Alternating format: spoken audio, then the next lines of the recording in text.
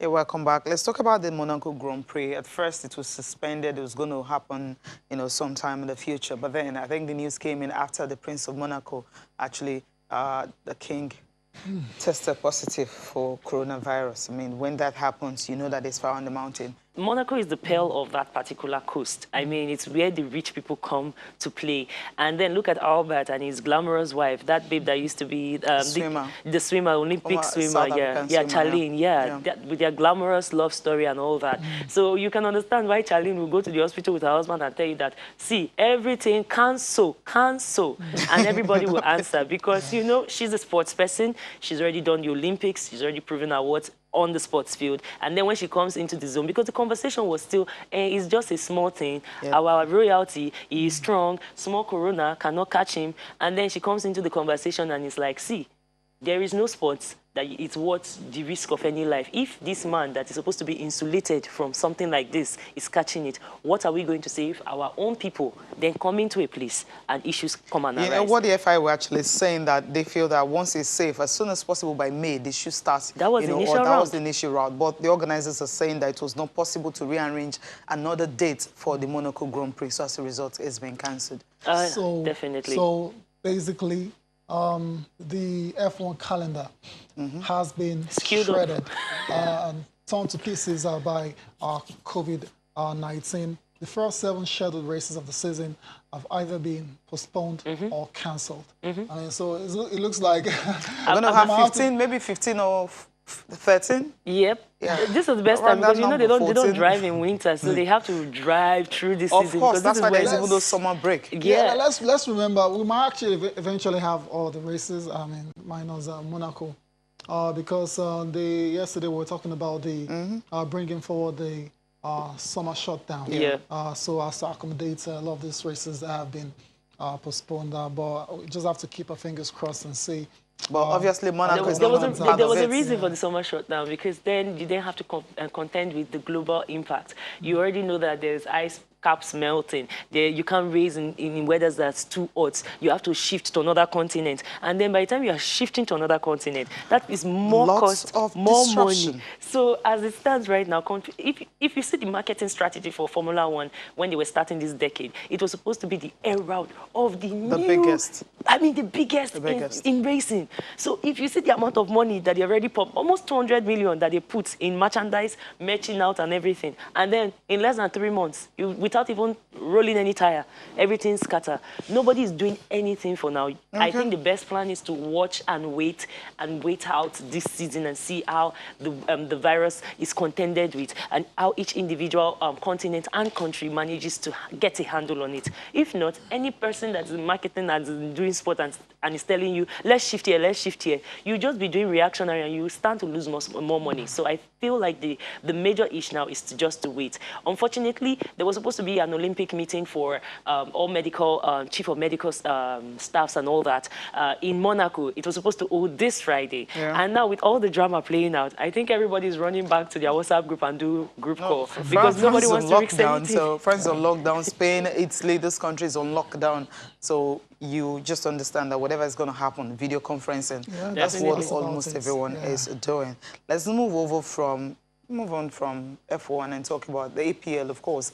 The debate and the news is being, should the league be suspended? And just yesterday we were talking about the fact that there's a meeting going on with all the clubs and everything. But then the FA, came out to agree that, look, all leagues will be suspended at least April 30th. That's what all leagues across England. Then the EPL on their own now said, okay, I mean, the season can continue indefinitely because they can't really give a time frame when it's going to end. The season will have to end before another one will start. It's about the money, and this league is going to be extended following extenuating circumstances. It's going to be indefinitely extended, or they will cut it. But if they have to pay monies back to the TV rights people, dude, they are going to definitely drop it and keep it open-ended. And see what happened yesterday into this morning. This is the situation, because unlike other leagues that, wrote their statutes and their laws for their football arrangement, it was only the English Premier League that put in their status that 6 weeks, that is what we have. Probably because of the 1914 Spanish flu and all that, they understood that they are biohazards. They are extenuating circumstances. I like using that word these days. COVID has turned everything into extenuating circumstances. There are situations that you just can't even, there are circumstances beyond your made provision for it. So they were the only league in Europe that had that 6 weeks suspension. After now, if nobody plays anything, if there's a war, if there's an issue, there's a flu, that means we'll give it to whoever will start afresh, or we cancel everything and start afresh. They were the only ones. The only problem was when they were doing that law then, they didn't have TV people. They didn't have internet providers. They didn't have big money men. Now, when you have to pay 726 million thereabouts, almost $1 billion back, money that you have already used to do a job, and according to my Yoruba people, they'll say, oh, go, you have shared the money about. And then they then tell you that, come and cough out this money because you didn't show or you didn't fulfill the latter part of your deal. Unlike the other leagues that are not feeling any pressure at all because they don't have that kind of addendum in their contract. The EPL has it. So definitely, they had to come out of it and say, because right now Brighton is saying that, okay, we'll pay our staff, so, but as it stands, one way or the other, we have to find a way to finish this league because we're not paying anybody any money. And all the 20 clubs are saying, we are not paying anybody any money. So right now, it's all about, we are not paying anybody any money. So that's why they are going to leave it open-ended, because they don't want to cough out the money that they already swallowed. Not all clubs have that kind of liquid cash in their hand. So and most of them are even losing cash. I mean, clubs like Manchester United and some other clubs, as you mentioned, Brighton and all that, they're paying, even Watford, they're paying, those they are not regular staff. They're paying their casual staff and all that, which is this period, which is a good one. Gesture. It's a good one, but it's cost, that's what we're saying. That's what we're saying. So that's why they will need to finish playing all the games. Yeah, they have to. Not surprised at all. Before you chip in what you're about to chip in next, they put out a very long statement yesterday. We're just going to run through it before we get the the reaction of Tracy. Let's start by the very first line says, we are united in our commitment to finding ways of resuming the 2019 and 2020 football season and ensuring all domestic and European club, league, and cup matches are played as soon as it is safe and possible to do so. The FA's rule and regulation states that the season shall terminate not later than June the 1st, and each competition shall, within the limit laid down by the FA, determine the length of its own playing season. However, the FIFA's board has agreed for this limit to be extended indefinitely for the 2019-2020 season in relation to professional football. And lastly, additionally, we have collectively agreed that the professional game in England will be further postponed until, at the earliest, April 30th. So that's what it is. I thought it was always going to come down to this, for a lot of reasons you mentioned already. Oh, yes. As it stands, nobody wants to pay money, and you don't want to be in that position of forcing your players, because the initial conversation beginning of the week and last week was that they were going to play in confined spaces, kind of, make it crowdless. And then I'm like, okay, then the service providers, the guy that is going to be carrying the light and saying, changing from generator to NEPA and being like, up NEPA, they brought the light, or yeah, put the light on the field. I guess essential staff may have to work. But how are you going to protect them? The fans and all that. Will be the ones to suffer. They will suffer. Yeah. And not just that. If it was my brother, if it was your sister being forced to play in the Women's Football League because they don't want to pay behind closed doors, can you guarantee? So I think that it's a smarter cop-out in that you let this team play out. You already know you're not forcing your players back. Hopefully by June, if it's going to be according to what, even April 30th. Or April 30th, I mean, whatever happens, you can still determine that you have kept the safety of your players in mind. Otherwise, you're just going to be a greedy corporation.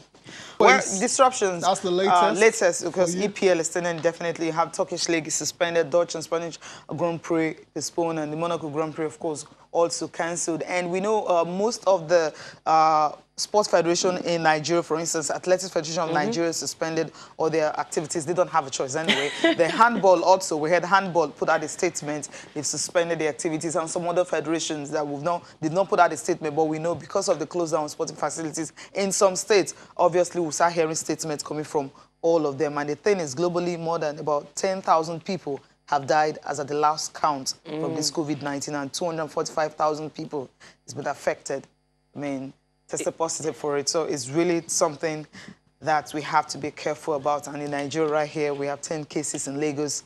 I mean, it's... Well, we just hope that sooner or later, medication, vaccine should be found and we all will go back to our normal lives. Because right now, we're not living normal at all across the world.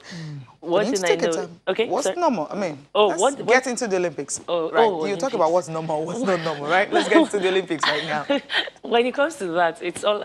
I feel like I was trying to say something about the money issue because for me, it felt like when every other person, before the COVID came, people were putting policies and banking on, you know, different kind of patterns to push their sports and push, you know, policies and politics aside. The WNBA had their groundbreaking contract that doubled up for the women, you know, gave them pregnancy, you know, maternity leave and get them paid leave and all that. You had, even in Australia that we're talking about, that some of their leagues are still going on, although they canceled some of the cricket games, but so far so good. This seemed to be the last stand for sports to still be held. Yeah. Okay.